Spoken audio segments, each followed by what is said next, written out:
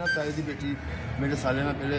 शादीशुदा मुंडे विआही सी रिश्तेदार ही ते सारे। ਉਹ ਫਿਰ ਉਹਨਾਂ ਦੀ ਵਜ੍ਹਾ ਤੋਂ ਰਿਸ਼ਤਾ ਹੋਇਆ ਸੀ ਇਹ ਵਾਲਾ ਮੇਰਾ ਤੇ ਉਹਨਾਂ ਨੇ ਨਾ ਐਸੇ ਨਹੀਂ ਕਰਦੇ ਨਾ ਭਾਈ ਨੂੰ ਉਹਨਾਂ ਨੇ ਕਿਹਾ ਤਾਂ ਜੀ ਅਸੀਂ ਰਿਸ਼ਤਾ ਨਹੀਂ ਕਰਨਾ ਮੈਂ ਐਸੇ ਨਾ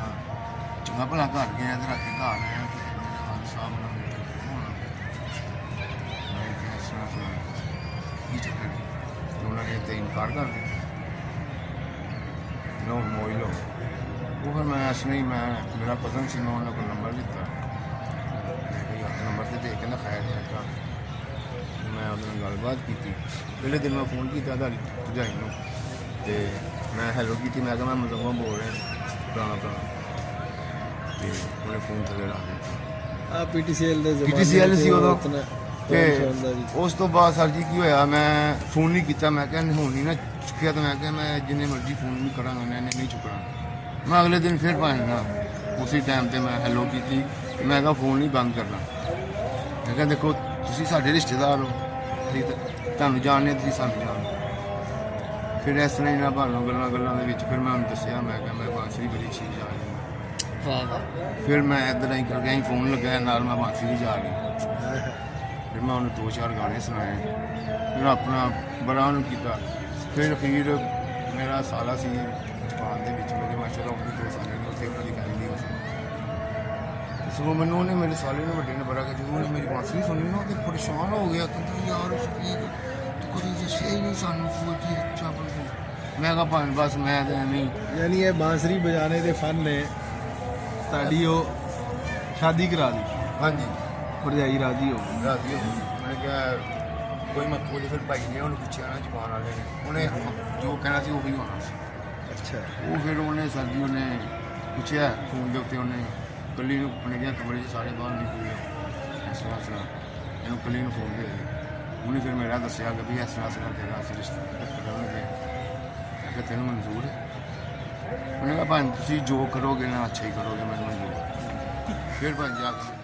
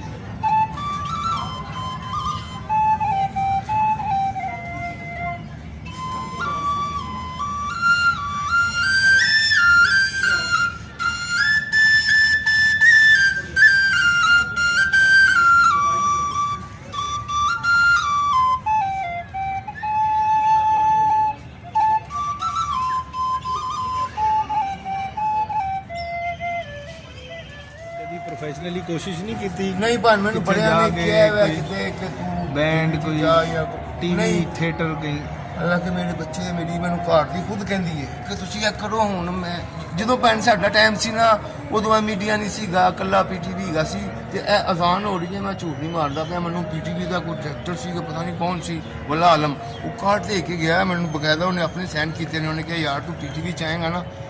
ਜਿਸ ਸਟੇਸ਼ਨ ਤੇ ਇਹ ਤੂੰ ਮੇਰਾ ਕਾਰਡ ਸਿਰਫ ਉਹਨੂੰ ਬਹਾਨਾ ਦੇ ਉੱਤੇ ਉਹਨੂੰ ਮੇਰੇ ਕੋਲ ਲਾਏਗਾ। ਭਾਣ ਮੈਂ ਗਿਆ ਹੀ ਨਹੀਂ, ਮੈਂ ਡਰਦਾ ਰਿਹਾ ਘਰ ਦੇ ਕੋਲ, ਕਿਉਂਕਿ ਮੈਂ ਬਾਂਸੁਰੀ ਵਜਾਨਾ ਮੇਰੇ ਵੱਲ ਸਭ ਤੋੜ ਦਿੰਦੇ ਸੀ। ਅੱਛਾ ਮੈਂ ਫਿਰ ਲਿਆਣੀ, ਉਹਨਾਂ ਨੇ ਫਿਰ ਵੇਖਣੀ, ਉਹਨਾਂ ਨੇ ਫਿਰ ਤੋੜ ਦੇਣੀ। ਮੈਂ ਕਿੰਨੀਆਂ ਕੋ ਤੋੜੋਗੇ ਕੋਈ ਗੱਲ ਨਹੀਂ। ਬਾਤ ਆਇਆ ਭਾਜੀ ਕੋਈ ਨਾ ਬਾਂਸੁਰੀ ਸ਼ੁਕਰ ਅੱਲਾ ਦਾ ਕਿ ਇੰਨੀ ਕੁ ਅਲਹਮਦੁਲਿਲਾ ਕਿ ਇੰਨੀ ਕੁ ਵਿਚਾਰੀ ਦੀ ਕਿ ਕੋਈ ਦੂਜਾ ਤੀਜਾ ਬੰਦੇ ਦਾ ਰੂਹ ਜਿਹੜਾ ਨਾ ਉਹ ਤਾਜ਼ਾ ਹੋ ਜਾਂਦਾ ਇੱਕ ਵਾਰੀ ਕਿ ਭਾਵੇਂ ਇਹਦੇ ਵਿੱਚ ਜਾਦੂ ਹੈ। ਖਿੰਚਾ ਚਲਾ ਆਂਦਾ ਬਸ ਇਹੀ ਚੱਕਰ